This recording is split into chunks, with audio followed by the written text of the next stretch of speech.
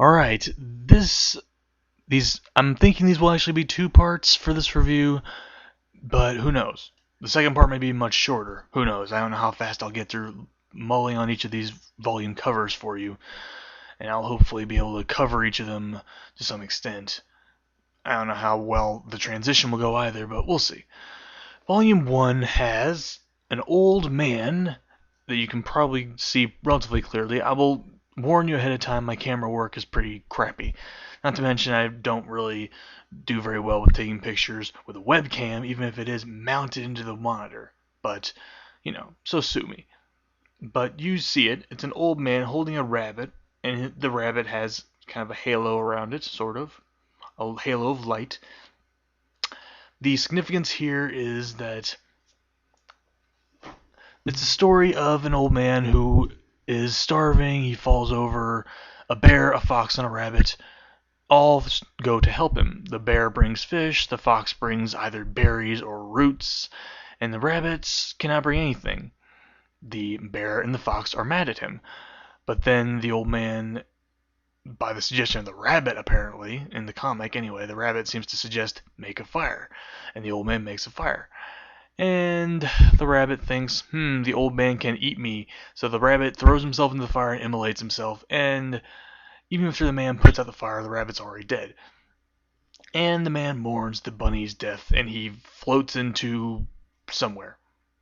The legend is apparently that he becomes a god or something to that effect. I don't know. But I really like this cover a lot better than probably, well, I'm not certain. In all fairness, probably the reason they chose the covers was for just differences, but some of them are a little silly. I'll get to that later. But let's go on to Volume 2, because I've already wasted over a minute. Volume 2 has its young Buddha, if you can see the guy in the foreground more so. He has the bow on his back, and then you see an old man with what appears to be a yoga mat or something, and they're walking into some old ruins. This is Buddha as a teenager, roughly, and the guy he's following is actually supposed to be a representation of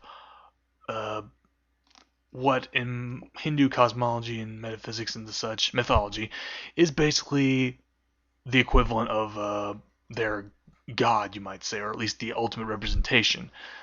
Yeah, a short old man. I don't know.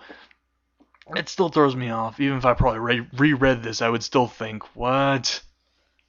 But it's a significant scene because it's where Buddha has the four encounters. Although supposedly the actual four encounters were four actual instances of suffering.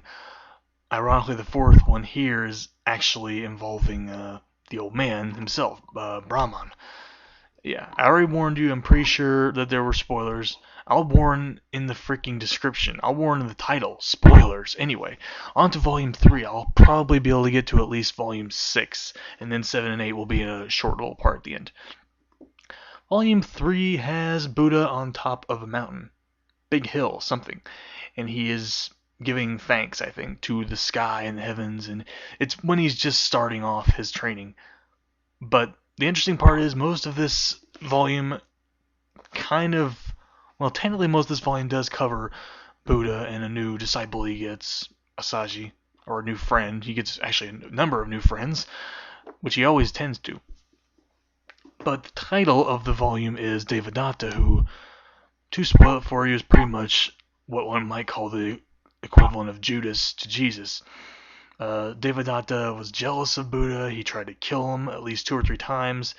He tried to break apart the original community of monks, so he wasn't exactly viewed as very positively, but who knows? There's not really a gospel or a sutra of Devadatta that I know of. That would be quite an ironic thing to come up. That Devadatta was actually asked to betray Buddha by Buddha, which would be really silly, because it would be still contradictory, kind of like the Judas thing. But moving on to Volume 4, it's Buddha in the rain. And he has a fancy new hairdo, kind of. But he's in the rain, and he is going through trials, and I believe this is when he is, he's Still, this is the point where he actually becomes enlightened, even though there's not much of an explanation given for it. You don't really need an explanation, he just gets enlightened, and poof, magic. I don't know. The significance is, that he's looking up to heaven, of course. This is the most obvious symbol I can give to you. Alright, volume 5. I might be able to get through this faster than I thought. I'll probably just stretch out these pictures by a minute apiece so I can give you pretty much a minute's look at each volume. These are the paperback, mind you. I had to do these pictures myself, so please don't complain, because it took me a while to do these. Deer Park. He is in Deer Park, I believe. I forget the Sanskrit for it. But, yeah, it's a park in a place in India, basically, where a lot of wild deer are. It's kind of like, you might say it's like Nara in Japan. Either way, it's where he first gives his sermons to deer. Yes, and then some other monks join him, as you can see. One of them has nails embedded in him, because I guess that's what some monks did. Supposedly they do that in India, I believe. Except they don't actually take what looks like railroad spikes and jam them into their arms and head. They take, like, skewers more so. And then there's that old mousy looking guy. But this is still kind of middle-aged Buddha, so it's not, you shouldn't necessarily take him as seriously still, but it's a nice picture regardless. I don't know how long I'm going to spend on volume 6, but I can only speak so much on it. First off, it's a snake holding a baby. And you wonder, who is this baby? Well, it's the namesake of the volume, Ananda, who was pretty much Buddha's, he was the, I guess you could say he was the Peter to Jesus in some respect. He kind of, except Peter wasn't a murdering thief, which at least in this presentation, that's what Ananda's is. He's a really bad guy, and he's given this like baptism by this snake who turns out to be an evil demonic entity called Mara, who you might say is the Buddhist equivalent of Satan, but not really. But I love the presentation Tezuka gives of Mara in here, because you hardly ever see Mara in the entire series ever presented as anything other than a female representation, and usually more commonly a Naga, actually, it would appear. Half human on top and a half snake on the bottom. And the other representation of Mara is usually the snake, of varying size, I don't know, usually giant, sometimes regular snake size. Anyway, this was probably my favorite volume for a lot of reasons. I don't know. I just like Ananda as a character as well, but I don't want to get into that. If I was going to write a review, I would probably get a lot more into detail, but for now, let's go on to the next one. We're almost finished. I could do this in a third part. Volume 7 has a giant tree, and Buddha and some of his disciples, I believe he's giving a sermon here, and this is supposed to be I believe this is a important area that was named after a prince in a strong Indian kingdom at that point, Magadha, and a merchant basically sold himself into poverty in order to cover the park with gold coins. And eventually the prince just said, fine, stop doing this, you're driving yourself into poverty, I'll give you the land for free. And he did. And basically this is representing that Buddha, it's Venuvana, that's what it is. It's a very important place for Buddhists to pilgrimage in India, I believe. Anyway, on to volume 8.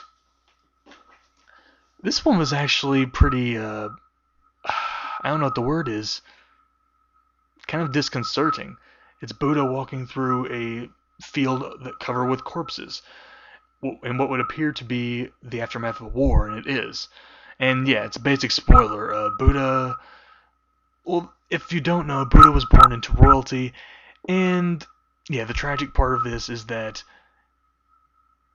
in becoming a monk, he eventually pretty much has to make a decision to try to bring the king of Magadha to his senses, and in the process, one of his friends, Tata, if I remember him, he actually dies after inciting a significant riot and a war against Magadha, and he gets crushed by an elephant. It's not pleasant, but it's a very moving event for Buddha, and it kind of motivates him to spread his message more. And yeah, and the worst part is these are his people. He was the prince of a kingdom near Nepal, and a lot of these corpses are his own countrymen slaughtered in this war. Unfortunately, it's terrible to think of, but and I can go on for a little bit because YouTube doesn't necessarily criticize, but my screensaver is going into effect. Anyway, I hope you enjoyed this somewhat spoiler-filled revelation of each of the paperback volume covers. So I hope you enjoyed this, and I will see you later. This is Muichi Motsu.